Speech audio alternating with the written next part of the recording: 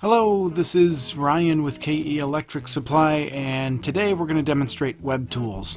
So go to the KE website, which is keelectricsupplycorp.com, and to get started, you're just going to hover over that Webtools link, give it a click.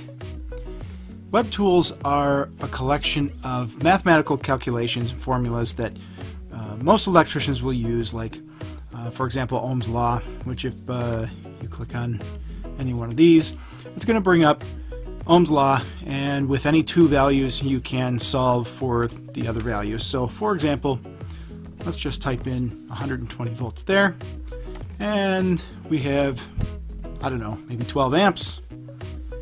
Hit solve, and now you've got the other values, which is 10 ohms and 1440 watts.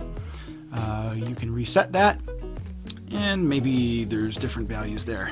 Maybe we have 240 volts, and we know the watts, and need to calculate the amps and the ohms, and the watts are, let's just say 2000, and there's the solution. That's Webtools up for Ohm's Law. Oops, let's refresh that. Scrolling down, there's another set of calculations here, and you can they all work the same way.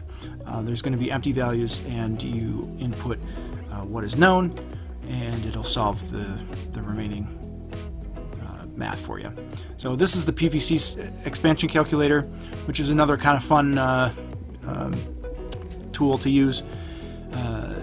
This would be for PVC that's not going in ground, so anything that's on the side of a building or above ground, maybe in a parking garage or something like that.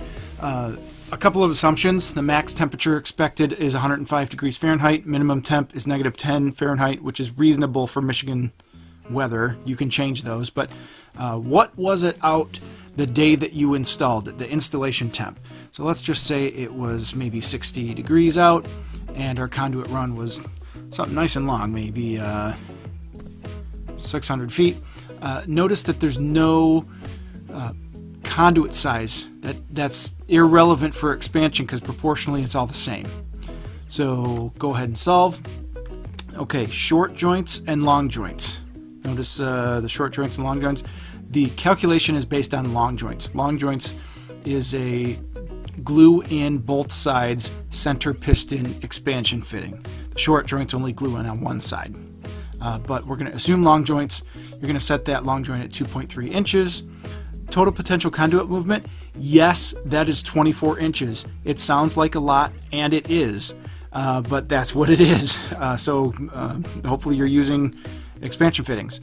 You're going to go roughly 60 feet to the first joint and 120 feet in between every other joint after that. And that'll get you enough expansion fittings for that particular PVC run. Again, just a couple of examples of how Webtools work. Hopefully this gets you guys steered in the right direction. Obviously there's other tools on here that we don't necessarily have to demonstrate all of them for you, but you get the idea. So thanks for watching, and more to come.